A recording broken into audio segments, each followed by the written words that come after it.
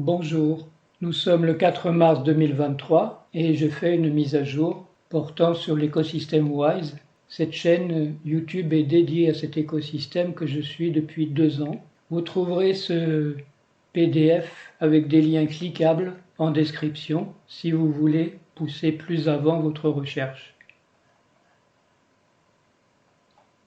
Il y a 2 ans, sur la chaîne Ethereum a eu lieu les 50 jours de vente aux enchères, au cours desquels nous avons pu acheter des Wise contre des Ethereum. Ce lien vous emmène sur le détail des 50 jours. À l'issue de la mise aux enchères, ont été levés 57 200 Ethereum, à peu près 43 millions de dollars à l'époque. Et ce lien vous emmène vers une animation où l'on voit comment se sont remplis les investissements de chacun des jours, sur les 50 jours. Les ETH investis ont été envoyés sur Uniswap pour former une paire Wise contre TH. Et l'équipe a brûlé la clé de cette paire, de sorte qu'elle ne peut pas être volée. La liquidité qui est à l'intérieur ne peut pas être volée. Cette paire est encore classée en numéro 1 des paires d'Uniswap par liquidité décroissante. Voici l'évolution du prix Wise en dollars. Initialement, à la fin de la mise aux enchères, c'était 16 centimes. Nous sommes à 12 centimes, ce qui n'est pas catastrophique vu le marché baissier que nous supportons depuis beaucoup de mois maintenant. Voici la répartition de Wise. Une grosse partie est dans la pool de liquidité, une partie stackée et une partie liquide dans les wallets des utilisateurs. Wise peut être stacké avec un rendement entre 13 et 20% qui dépend de pas mal de paramètres. Si vous voulez le stacker, utilisez ce lien, vous aurez 10% de récompense de stacking supplémentaire. Quelques mois après le lancement de Wise sur Ethereum, a eu lieu un lancement de WiseB sur la chaîne Binance Smart Chain, un contrat similaire, mais l'équipe a décidé de se retirer du projet, qui continue toutefois à tourner puisque c'est totalement décentralisé, comme ce que fait l'équipe, et il est encore possible de acheter, de vendre WiseB et de le stacker avec un rendement de 40% à peu près, avec la même procédure qu'ici. Mais simplement, le MetaMask est relié au réseau Binance Smart Chain. Il était également question de lancer des concepts Wise sur d'autres chaînes comme la chaîne Casper, et ceci a été interrompu ou arrêté ou abandonné par l'équipe qui préfère se concentrer sur le réseau Ethereum. Je présente ici une vision d'ensemble de l'écosystème Wise. Au centre, on a ce que j'appelle le cœur financier, c'est-à-dire les 100 millions de dollars dans la pool de liquidité sans propriétaire, qui est une base de tout l'écosystème, la partie des applications, la partie des partenaires et le token Wiser, un contrat qui est en train d'être mis aux enchères de la même manière que Wise. Ce contrat sert à gérer un ensemble de tokens USDC, ETH et Wise. Dans un premier temps, ce contrat reçoit les Ethereum qui ont été levés lors des 50 jours aux enchères. Ces Ethereum vont servir à ce premier protocole, qui est un protocole de prêt et d'emprunt d'NFT, et va servir donc à nourrir ou approvisionner les pools de liquidité dans ce protocole. Par la suite, lorsque les utilisateurs vont nourrir par eux-mêmes ces pools de liquidité de prêt, le contrat va retirer ces ETH de ces pools de liquidité et va les vendre en Wise, ce qui va faire monter le prix de Wise dans cette pool. Par ailleurs, ce contrat reçoit tous les profits générés par les applications de l'écosystème. Ces profits sont en divers tokens, mais sont transformés en Wise et envoyés dans ce contrat. Et cela aussi a une influence sur le prix du Wise par rapport à ETH. Les partenaires ici sont des personnes externes ou des projets externes à l'écosystème qui veulent profiter de la force de cette pool pour apparier leur token avec WISE cette fois. Donc créer une paire WISE contre un autre token, leur token, dans l'Uniswap, avec par exemple 50 jours d'enchères ou d'autres systèmes de lancement. Ceci aussi provoque un achat de WISE et une influence sur le prix de WISE contre TH. Ici, c'est la partie des personnes qui ont investi dans les 50 jours des enchères de Wiser. Elles possèdent en fait une part de l'écosystème proportionnelle à leur investissement. Si elles veulent récupérer une partie de leur profit, cela se fait par une opération que l'équipe appelle un burn, qui transforme leur Wiser en ETH, USDC et WISE proportionnellement à la répartition de ces trois tokens à l'intérieur du contrat au moment du burn.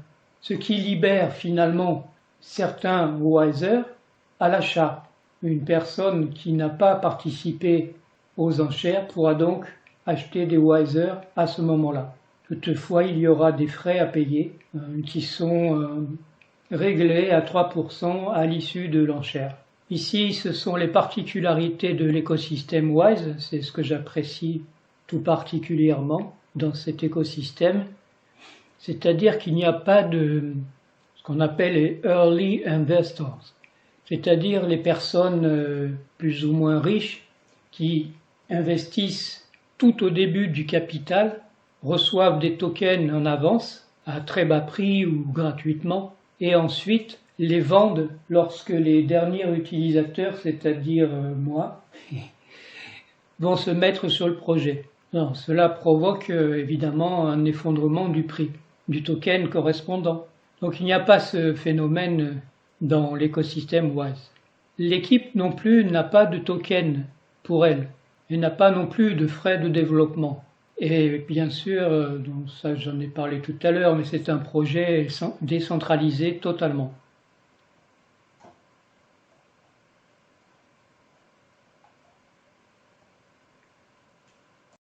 Comment ça se passe pour le lancement du token Wiser?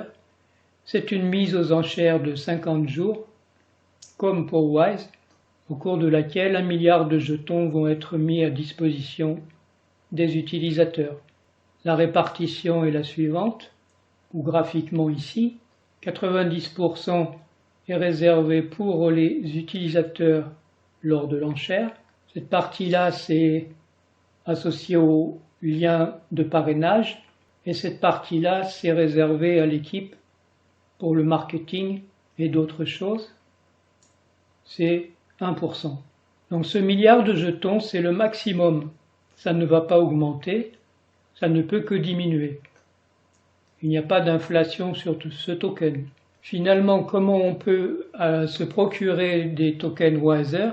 C'est bien sûr, dans un premier temps, lors de l'enchère, mais plus tard, lorsqu'elle sera terminée, on peut imaginer que certains utilisateurs construiront une pool de liquidité, par exemple Wiser contre TH sur Uniswap, ce qui n'est pas prévu par l'équipe, ça peut se faire par n'importe qui, et sur cette pool, des nouveaux utilisateurs pourront acheter des Wiser contre TH. Mais une deuxième façon d'acheter des Wiser après l'enchère, c'est par l'opération du mint, c'est-à-dire que lorsque un détenteur prend ses profits, un détenteur de Wiser, il va faire l'opération de burn sur ces Wiser, ce qui va les faire disparaître du marché. Il y aura donc une place possible, puisque le nombre de jetons deviendra inférieur à 1 milliard, et cette place possible pourra être mintée par des utilisateurs qui veulent augmenter leur quantité de Wiser. Donc attention, ici on a un pourcentage de frais lors de cette opération. À noter que les Wiser obtenus lors de l'enchère vont être libérés sur 18 mois linéairement par un vesting. Par contre, les référents, ceux qui ont donné leur lien de parrainage, vont recevoir des Wiser et pourront les vendre immédiatement. Ici, je précise un peu ce que je pense, c'est que le Wiser Ainsi que le WISE et tout l'écosystème, ce n'est pas un token où l'on fait un x100 dans la journée. C'est quelque chose sur le long terme. C'est comme si on achetait une part d'une entreprise et sur le long terme, cette part va nous apporter une rente. C'est plus parce on fait confiance à un système et qu'on cherche à obtenir une rente à partir de ce système, de cet écosystème. Donc il est préférable de laisser son Wiser en portefeuille et ne pas le vendre, ne pas le burn, sauf si bien sûr on en a besoin. Il est prévu par l'équipe, lorsque le troisième protocole dont j'ai parlé plus haut, qui s'appelle WISE Protocol, qui est un protocole de lend and borrowing, c'est-à-dire prêt et emprunt, il est prévu d'avoir une possibilité de prêter ses Wiser contre un emprunt, de sorte que comme ça on ne perd pas son Wiser, mais on bénéficie quand même, on peut quand même récupérer un profit par ce système de prêt et d'emprunt. Alors, qu'est-ce qu'il est plus intéressant d'acheter, participer à l'écosystème? Est-ce que c'est WISE ou Wiser? Ici, j'ai représenté la courbe qui est la sensibilité du prix WISE contre TH lorsque des utilisateurs achètent un certain nombre de millions de dollars dans la pool de liquidité WISE TH sur Uniswap. C'est une courbe un peu parabolique et pourquoi c'est possible de la prévoir de cette manière? C'est parce que sur Uniswap V2 en tout cas, V3 c'est plus compliqué, mais sur Uniswap V2, cette courbe ne dépend que de cette formule. Pourquoi ce prix WISE contre TH pourrait évoluer? C'est parce que d'une part, il y a des profits des différents protocoles qui arrivent sur le contrat Wiser sous forme de WISE. Donc on a dû acheter des WISE et c'est pour ça que on progresse sur cette courbe dans ce sens. Mais également, lorsque les pools de liquidité de Liquid NFTs, donc le premier protocole dont j'ai parlé tout à l'heure, vont être nourris par des utilisateurs externes à l'écosystème, les ETH qui initialement ont été placés sur ces pools vont être retirés et ramenés dans WISA qui va les transformer en WISE. Et ceci provoque également une avancée dans ce sens sur le prix. Donc voilà pour le prix de WISE qui peut être impacté positivement par l'adoption de l'écosystème et des profits générés par les différentes applications. Également, WISE est sensible au prix de ETH. En fait, on dit qu'il est backé par ETH, c'est-à-dire si ETH s'apprécie, WISE s'apprécie de la même manière. Alors ça, c'est lié aussi à la construction mathématique de la pool de liquidité. Et enfin, les partenaires, dont j'ai parlé également tout à l'heure, peuvent apparier leurs jetons avec WISE dans leur projet, et ça aussi, ça provoque un achat de WISE, donc un déplacement sur la courbe dans ce sens. Donc c'est intéressant d'avoir WISE dans son portefeuille. Toutefois, le token Wiser, reçoit directement les profits de l'application. Et sa nature déflationnaire également est intéressante. Il ne peut pas avoir plus de 1 milliard de Wiser, jamais. Il peut y en avoir moins, mais pas plus. Donc on peut imaginer que ce contrat, comme je l'ai précisé tout à l'heure, c'est un morceau de tout l'écosystème qui reçoit une sorte de dividende associé au profit de cet écosystème. Donc selon moi, c'est intéressant d'avoir ces deux tokens dans son portefeuille. Ici, je précise, cet écosystème est un investissement moyen terme pour se créer une rente. Ce n'est pas un token x100, je le rappelle.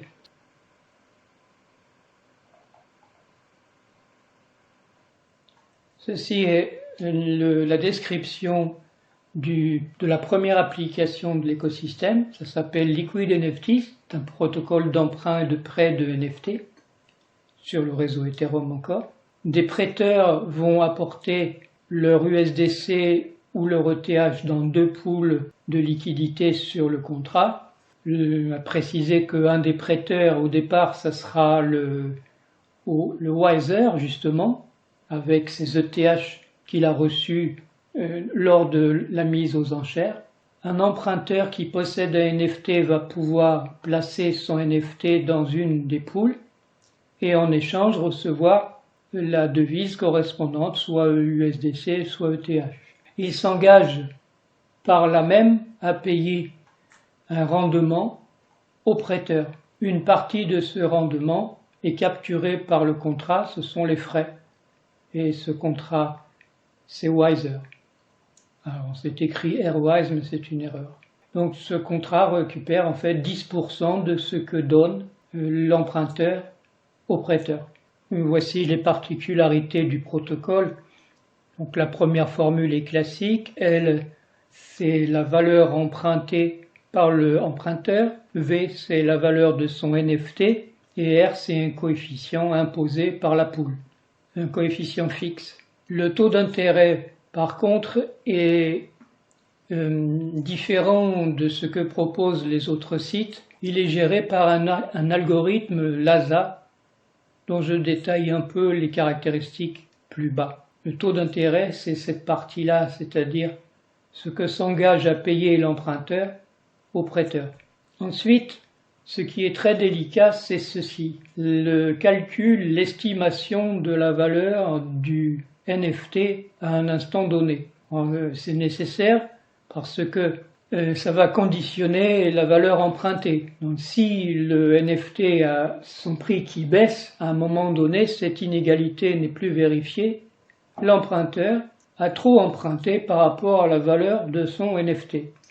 Alors les protocoles similaires à celui de liquide et NFT se débrouillent comme ils peuvent pour calculer ça. C'est pas facile parce que ce n'est pas comme un token où il y a des échanges qui déterminent le prix du token assez précisément au cours du temps.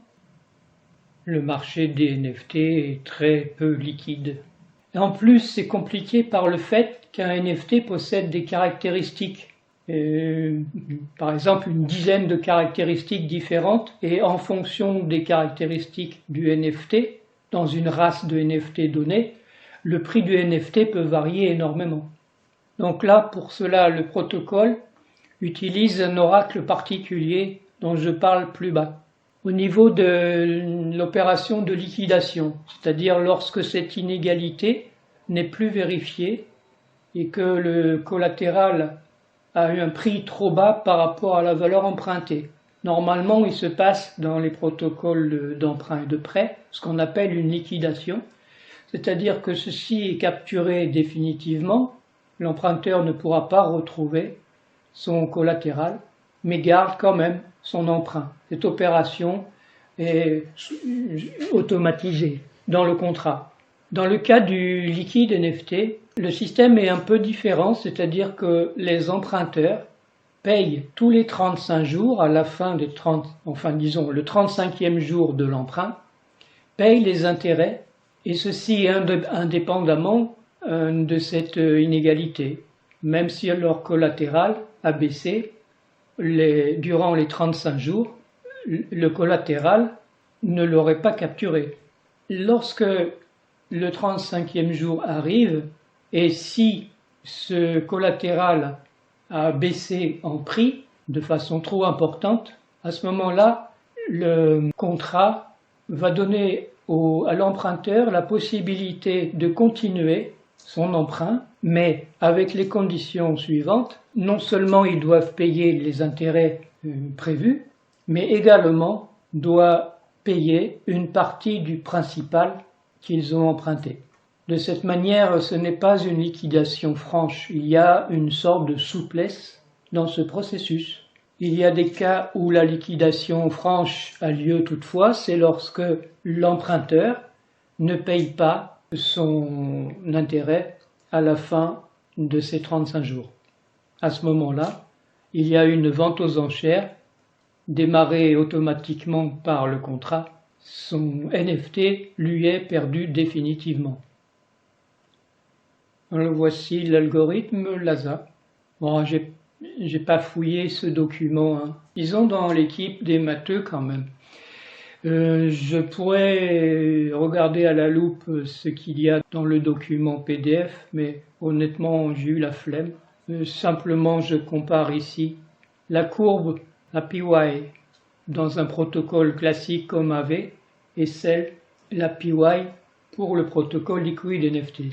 Je ne pourrais pas vous expliquer, mais ce que je peux dire, c'est qu'il y a une étude derrière et les gens en sont fiers. Disons, c'est une optimisation de l'APY.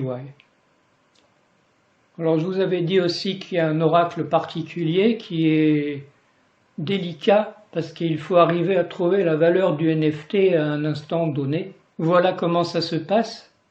Dans un premier temps, le protocole va fouiller les services d'analyse classiques donnant des prix de NFT et va former ainsi une base du prix. Va fouiller aussi des services d'échange over the counter, c'est-à-dire de gré à gré. Va trouver des informations supplémentaires sur la rareté des NFT. Ces informations sont transmises aux experts de l'équipe qui vont déterminer pour chaque trait de chaque race de NFT un prix plancher. Et ces informations sont transmises dans le contrat du liquide NFT à travers un système sécurisé, un arbre de Merkle. Il y a donc une intervention de l'équipe dans l'établissement du prix et pour cela, il y a un verrou qui a été ajouté de 72 heures pour chaque mise à jour de cet ensemble de prix plancher. Il y a 3 jours pour que les utilisateurs, donc les personnes intéressées par cet NFT-là, repèrent un problème.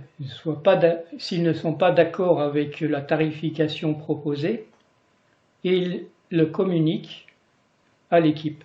Et si l'équipe maintient son idée, sa tarification, bien sûr, l'utilisateur peut retirer son NFT du pool correspondant. Voici des projets similaires, alors il y en a quand même pas mal hein, sur le réseau Ethereum et probablement sur d'autres chaînes. Ici on voit celui-là, il est sur plusieurs chaînes. Mais le plus gros compétiteur s'appelle BenDAO et il a une TVL, Total Value Locked, de 160 millions de dollars. Bon, c'est pour donner un peu une idée de ce que peut recevoir comme fonds un projet de ce type.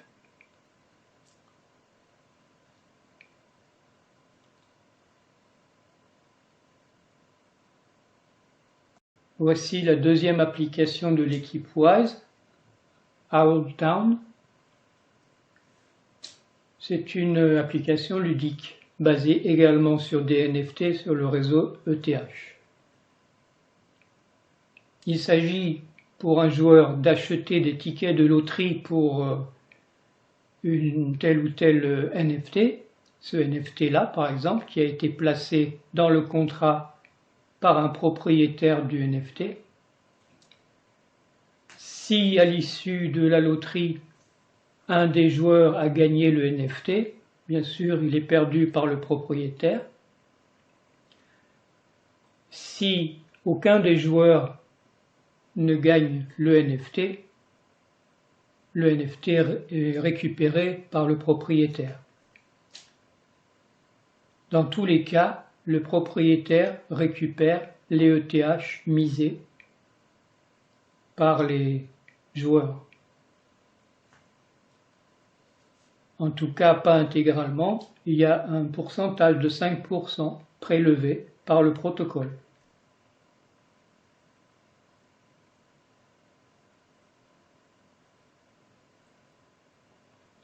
Et voici la deuxième partie du site Owltown. C'est un jeu d'arcade. Ça consiste pour le joueur à attraper un NFT placé par le propriétaire dans le protocole. À chaque fois qu'il fait une tentative, il doit payer 0,01 ETH. Et en même temps, il reçoit un ticket qu'il gagne, le NFT, ou qu'il perde. Le propriétaire du NFT reçoit 25% de ce qu'ont versé les joueurs dans leur tentative, c'est cette partie-là. La plateforme reçoit 25%, ce sont les frais, ou les profits, disons, de la plateforme. Cette partie-là qui sera envoyée dans le protocole Wiser sous forme de Wise. Et une partie à l'intérieur du protocole qui s'appelle la boutique de rédemption, 50%, va servir à récompenser les joueurs à travers les tickets qu'ils reçoivent. Ces tickets, à partir d'un certain nombre de tickets, peuvent être échangés ici par des NFT. Donc cette répartition et les paramètres internes du protocole assurent au propriétaire du NFT d'avoir un revenu égal à 5 fois la valeur de son NFT en moyenne, à partir d'un certain nombre de tentatives qui se sont soldées par un échec. Alors c'est en moyenne, ça veut dire que dans certains cas, les joueurs vont capturer son NFT avant que cette valeur-là soit atteinte, avant même peut-être que la valeur de son NFT initial soit atteinte. Il y a donc le protocole ajoute une assurance qui est optionnelle, qui va couvrir la différence si jamais le NFT est capturé avant que ne soit atteint ce pourcentage 5x, ce coefficient 5x. Alors c'est une assurance optionnelle qui est payante aussi et qui va ajouter aux frais de la plateforme.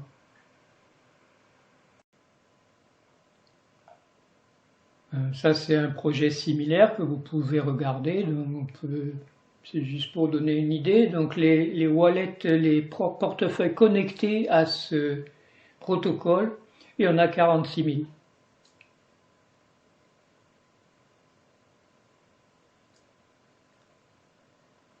L'application Wise Protocol qui n'est pas encore en ligne, c'est un protocole d'emprunt et de prêt, mais pas sur des NFT, hein, c'est sur des tokens ERC20. Et sur Défi Llama, vous voyez l'importance de tel protocole, c'est le numéro 2, lending, par rapport aux autres projets de DeFi, finance décentralisée. Donc c'est un marché de l'ordre de 14 milliards de dollars. C'est celui qui est en magenta, rose, ici.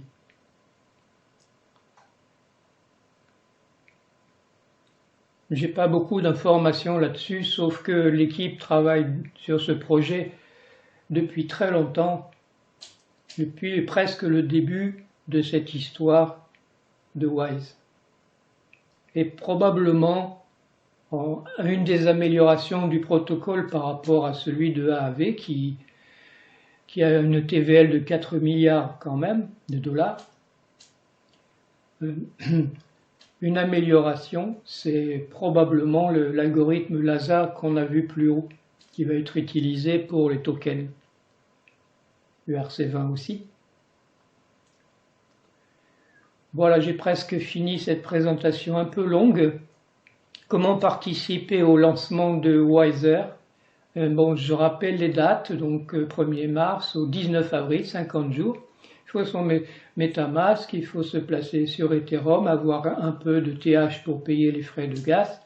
On peut réserver le Wiser à partir de ces 6 jetons.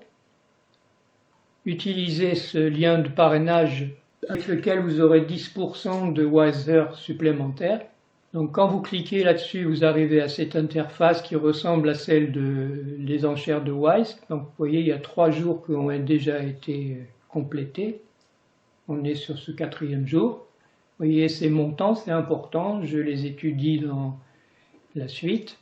Et vous avez ici soit l'option single day reservation, donc ça veut dire réservé jour par jour, ou bien multi-day. Donc ça vous donne ce pop-up là, et là vous pouvez sélectionner la totalité des jours ou certains jours, c'est-à-dire vous sélectionnez tout, puis ensuite vous décochez les jours qui vous plaisent pas, et vous pouvez payer donc dans les 6 devises ici. Alors pourquoi utiliser ça? C'est pour diminuer les frais de gaz. Attention, pour un jour donné, le montant minimum c'est 0,05 ETH. Ça c'est pas pour le montant total. C'est la limite dont je parle, c'est pas pour le montant total, c'est pour un jour. Alors la fameuse question, comment répartir ces montants sur l'ensemble des 50 jours? Bon, ça c'est pas évident. Je vous donne la répartition des montants investis sur les 50 jours de réservation précédente de Wise. Donc il y a eu ce phénomène au départ. Tout le monde pensait que c'était un jour avec beaucoup d'investissement et que c'était donc pas bon de se placer là-dessus. Ce que je rappelle, c'est une enchère. Donc plus les gens investissent sur un jour et moins c'est bon pour son propre investissement puisque on va recevoir moins de jetons proportionnellement. Donc. Mais en fait, il y a eu cette allure et un FOMO terrible vers la fin. C'est la répartition de l'investissement en dollars en tenant compte du prix de ETH sur ces différents jours. Ça, c'est la répartition en moyenne. Ça veut dire, par exemple, si on a ici un montant de, là, je sais pas, 250 000 $ d'investis et qu'il y a eu 250 investisseurs qui ont participé, ça veut dire qu'en moyenne, il y a eu une valeur de 250 $ par investisseur. Donc c'est ça ce qui est tracé ici. Donc la moyenne des investissements par utilisateur. Donc c'est un peu la même allure, avec moins de FOMO vers la fin. Mais c'est pareil, c'est la même allure, c'est-à-dire une valeur importante dont tout le monde croit que c'est beaucoup, puis ensuite ça diminue, et après ça réaugmente, comme ça. Ce qu'on peut voir, c'est que les premiers jours sont les meilleurs. C'était le cas, hein. On ne sait pas si ça va se reproduire pour WiseR. Et ici, si on compare les montants déjà investis dans WiseR par rapport à ceux investis dans Wise pour les jours correspondants, on remarque que le nombre d'utilisateurs pour les 3 premiers jours, donc, c'est 60 contre 1000, les montants investis 60 000 contre 250 000, et la moyenne 1000 contre 250. Donc, c'est assez étonnant. Donc les premiers résultats ici, ça veut dire que bon, il n'y a pas beaucoup d'utilisateurs. Par contre, ces utilisateurs ont investi beaucoup plus que dans le cas de Wise. Alors, les interprétations, c'est des investisseurs qui connaissent l'écosystème, qui connaissent l'équipe solide, et travaillent énormément pour avancer, et ont des tas d'idées pour développer des applications. Donc ils n'hésitent pas à investir sur Wiser. Ils savent que c'est une part d'une société en fait, qui va leur apporter un dividende. Et une autre hypothèse du fondateur de l'écosystème, s'appelle Peter Gear, c'est que le marché a laissé actifs seulement les plus matures des utilisateurs. Effectivement, ça a fait souffrir beaucoup de monde. Donc pour finir, la réservation peut se faire soit sans se casser la tête en répartissant de façon uniforme son montant total sur les 50 jours, ou bien maintenant on n'a plus que 46. Vous utilisez pour ça l'onglet Multi-Day Reservation, ou bien on peut imaginer que le profil de répartition des investissements sera similaire à ce qui s'est passé pour Wise, et donc essayer d'investir sur le début. Mais enfin, il y a aussi un creux au milieu. C'est difficile à prévoir, c'est de la game theory, on ne sait pas. En conclusion, je vous mets quelques liens. Les informations Twitter, Discord, Telegram, la chaîne YouTube du fondateur. allez voir cette vidéo, il y a des informations importantes. Et puis, si vous voulez fouiller le white paper de tout l'écosystème. J'ai fait une mise à jour ce matin, c'est le 5 mars. Voilà, on en est. Il y a eu hier soir donc un nouveau jour.